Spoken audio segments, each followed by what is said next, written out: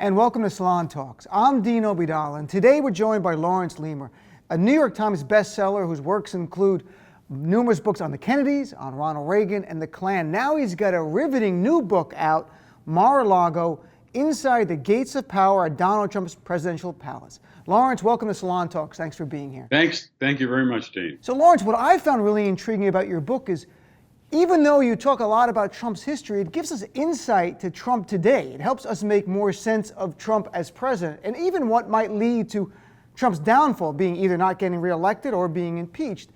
One thing jumps out, even the way Trump and the reason he bought Mar-a-Lago, it seemed to be for a reason, the sense of this deep insecurity of Trump wanting to fit in. Could you share a little bit about what led him to buy Mar-a-Lago?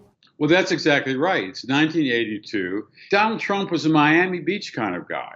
As a kid, his father would take him down there to the Fontainebleau Hotel, this kind of gaudy, overwrought hotel. That was the place. That's where he belonged. But in 1982, he comes to Palm Beach, this sedate capital of the American establishment, of the WASP establishment, of old money. It wasn't the place he belonged. But he was staying at the Breakers Hotel, and it was raining, and he got a limo driver to drive him around the island. He went to Mar-a-Lago. He saw Mar-a-Lago, the most incredible state in America, other perhaps than San Simon in California. It's 85,000 square feet on 17 acres. He looks at this place. He's in his mid-30s. He doesn't have the bucks for it. He wants it.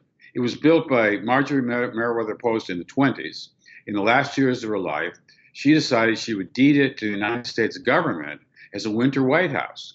Well, you can't imagine Jimmy Carter hanging out at Mar-a-Lago, and the federal government turned it back to the Post Foundation and put it on sale.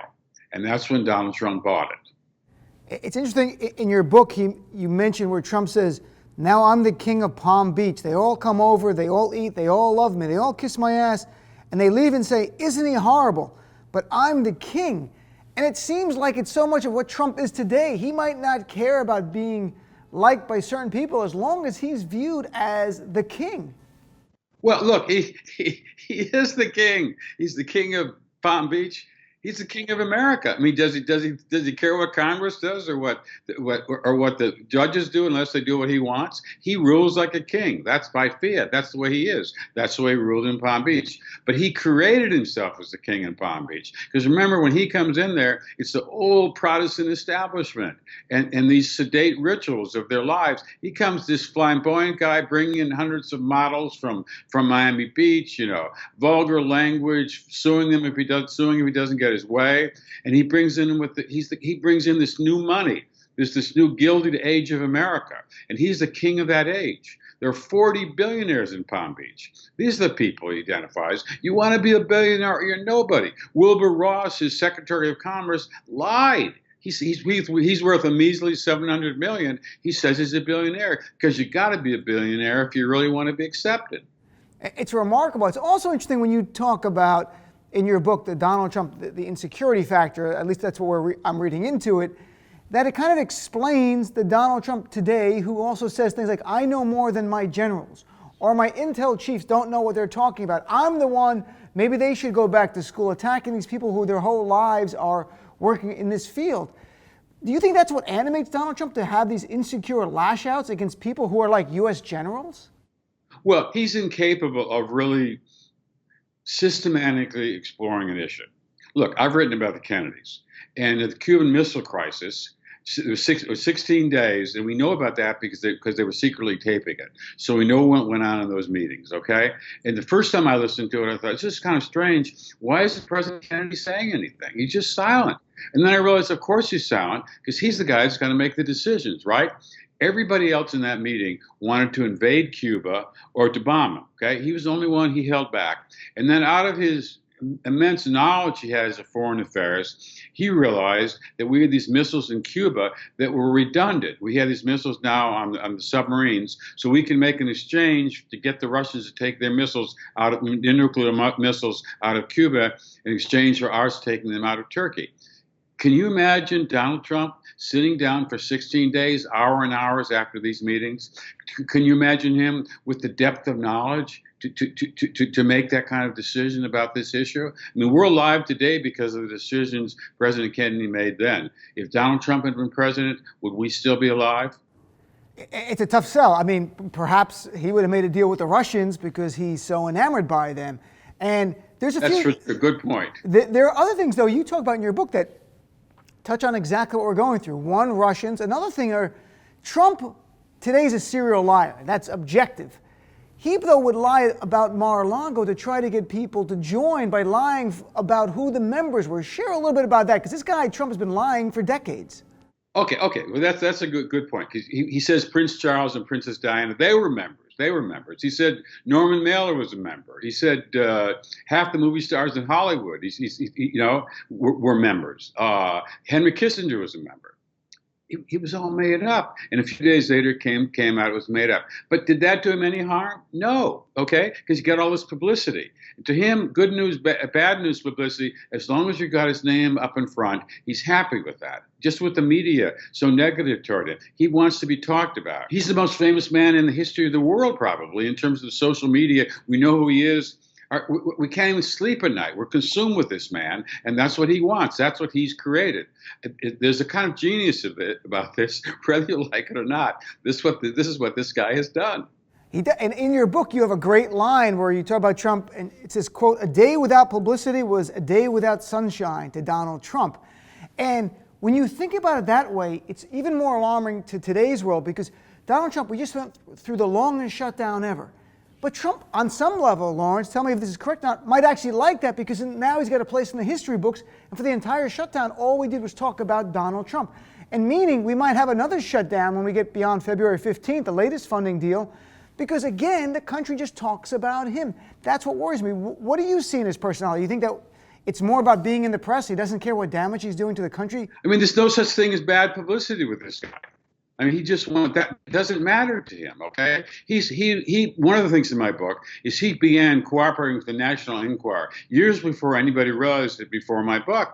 He loved that. That's where he built his populist base, was at the National Enquirer. There were 5 million readers of that. His friends in the establishment in New York and Palm Beach didn't read the National Enquirer. They didn't know that he was the cover of that so many weeks. He loved it. He has to see his name in print. He has to be talked about, and he's happy. And he's created his world now where that's all we do is talk about. There's no news anymore. What's the news? It's just Donald Trump. It's his tweets and how we react to it. And another great point you just talked about from your book is, in your book, you sort of track the first histories of Donald Trump's work with the National Enquirer, which has gone on now to today's world. We found out in December, and it was confirmed by David Pecker, the head of the publishing house, that they facilitated paying Carol Manduka $150,000 in hush money because she was going to speak about the affair she had about Donald Trump in the closing days of the 2016 election. She doesn't. But that whole history begins, as you document in your book, down the time of Trump trying to get some press. And tell us a little bit how he would, and a little bit, we know, some of us know about this, he would have fake names he would use, and how he would try to get press, and also how he used press in a way to destroy his first marriage intentionally with the National Enquirer. Yeah, well, he associated, he wasn't happy with his marriage to Ivana. He was having an affair with Marla Mapers. The National Enquirer found out about that and came to him and told him what they knew. This is in early December. You'd think, well, if I want to stay married, I better keep this quiet. I better ask these guys not to print it. He didn't do that, but they held off. And that Christmas, he goes out to Aspen skiing and with his family. And he invites Marla Maples to come out too, okay? Nuts, because Aspen's a small place. So one day on this restaurant halfway up Aspen Mountain, they're having lunch there, and lo and behold, there's Ivana and there's Marla, and they confront each other and call each other names, and there are these journalists that just so happen to be there. They're there, and all this publicity. And afterwards, Marla, when she looked back on her relationship and her short-lived marriage to Trump, she asked herself, did he set this up on purpose? Did he do this to these two women? And it's highly likely he did. He wanted to create the publicity. He was going to leave Ivana that way. He orchestrated it. I mean, this guy is very shrewd when it comes to his media. I mean, one of the problems, I think, with the faults of the media early on in his presidency is they dismissed him as kind of, almost senile and totally out of it. He's not out of it at all. In terms of the media, he's totally with it. He knows what he's doing. He understands media narratives. He understands how to create media narratives as well. And the media just goes along for the ride because the bottom line is they're businesses. They are businesses. They're about ratings, and he is good for them. Another point in your book really deals again with a Trump of old being the Trump of today. That is, even at Mar-a-Lago, he calls himself a counterpuncher. He was fighting with all the neighbors. No slight was too little for Donald Trump to be angry, either litigate or attack people. Share a little about his early days as a counterpuncher down in Mar-a-Lago. He picks a fight with these people, with this old Palm Beach elite, and he's in financial trouble in the early '90s, and that's when he ends up turning Mar-a-Lago into a club, and he had to get permission to do this. He sued them. He berated them. He ran a political campaign. He considered them a corrupt, entrenched establishment, and he beat them. He beat them again and again. And in doing so, he learned many of the techniques that he used to become president of the United States. He did the same thing on a much bigger level. And when you say some of the techniques, you even write about it in your book, the idea of pitting those who like Trump versus those who don't like Trump, because to me, Trump doesn't aspire to be president of the United States of America in the sense of being president of all the people. He wants to be king of his base. And even the early days in Mar-a-Lago, with this fighting against the establishment, it seemed that exact same mindset. And as you even point out, this is where he learned in Mar-a-Lago in these fights to be president and what he has done. What can we take from that? Are there any lessons that we can learn on the other side, those who oppose Trump? No, I mean, nobody's ever beaten Trump in Palm Beach. I mean, the other thing this guy has, which you don't write about this in history books, he's just incredibly lucky. Time and time again, when somebody else would have been defeated, somehow this guy goes on, and he did that in Palm Beach. But nobody's beaten him in Palm Beach, and he's created at Mar-a-Lago the most interesting club on the island. And another thing he did when he started this club, Paul Rempel, a local Palm Beach lawyer, grew up in the north end of Palm Beach, a Princeton graduate. He's Jewish, and he came to Trump and he said, you're in financial trouble. You want to do something to make money with this club, with this place. Turn it into a club. There are 5 clubs on this island. 4 of them are restricted. There are no Jewish and black members. If you start an open club, you'll have many wealthy Jewish members. So, and I guess on some level that was shrewd. It was also a good thing, to be honest about it. You also talk about Trump's ties to the Russians, which we all talk about in the media now every single day. But it's interesting to hear what he was doing in a way, from the selling of a house to having a local Russian-American woman being involved. Share a little bit about Trump's ties to Russians in the early days when he was down in Mar-a-Lago. Well, Trump sold a property that he owned. He bought it for about $40 million, and he sold it to $100 million to this Russian oligarch. Didn't make any sense. The oligarch had never visited the property, but why would he pay that kind of money? It's like so many of these things about Trump. You don't know. You can't pin it down. He has these properties in an island near Miami Beach. Again, with all these Russian mobsters are down there in that. He had a Russian that he was associated with who died, and that's one of the great mysteries is Trump's relationship to Russia, even in terms of Palm Beach. This is a small thing, but I'd love to know why you wrote this and what it meant to you. You talk about Donald Trump. I think it was Easter weekend. They're at Mar-a-Lago. The whole family's there. Their friends there. And you write, yet even in this room full of family and friends, Trump was alone. What does that mean to you? That was one of the strangest days. We were invited there, my wife and I, by Tony Holt Kramer, who's the head of the Trumpettes, okay? And we were seated maybe 15 feet away from Trump. And he's there. His favorite movie is Citizen Kane. It's my favorite movie, too. And when Trump saw it, he had an insight into it I didn't realize. He says that as Citizen Kane gets more power and more money, the the table in his house where he has dinner with his wife gets bigger and bigger until when he's this man of immense power and wealth, the table is so long that he can't even see his wife. And it's a measure of the isolation that he has. I mean, that's Trump saw that. He realizes this, and Trump has often talked about how money and power and fame can isolate you and destroy you. They destroy almost everybody. But Trump says, I'm beyond that. So anyway, that evening, he's seated the way he's always seated, at a table for four. That's how he seats. His whole family is there. It could be big table with all of them. He doesn't want it. So he's at this table for four, and these people are constantly coming up to him, his family members. They sit for a few minutes, and the others come by. And he's sitting, he talks about how hard he works, but he's there for 3 hours. And my sense of it is the isolation. I mean, he says it in the White House, he doesn't have any friends. And you wonder even here, just person after person shuffling by him, a few moments of his time, and off they go.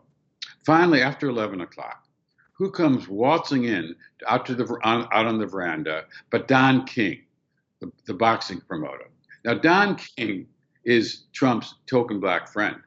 Don King has murdered 2 people.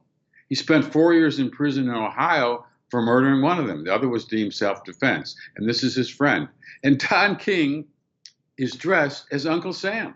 He's Uncle Sam. He's in red, white, and blue. He's got the big hat on, and he sits down with Trump. I'm thinking, this is bizarre beyond bizarre. And, Trump doesn't talk to people for very long. And when he finishes with you, he doesn't shake your hand goodbye or say something to say it's over. He just turns his head. And that's what he did to Don. He turns his head and gets up and starts walking back to the family quarters. And Don King follows behind him, screaming at the top of his lungs, the president, the great president, the president, the great president. And I'm thinking, how strange this is. This man is president of the United States, but he needs that accolation. He needs people to say how great he is. And that's what he's created in Mar-a-Lago. People are trained to say how great he is. When you ask him, how you doing, how are things, you don't criticize. You don't say anything negative at all. You say everything is great. And that's what he wants, and that's what he wants for America. He doesn't want anybody to tell him that nasty business known as the truth. And that is very telling and very concerning for those who want a president to be fully informed with the real facts, not just facts they want to hear.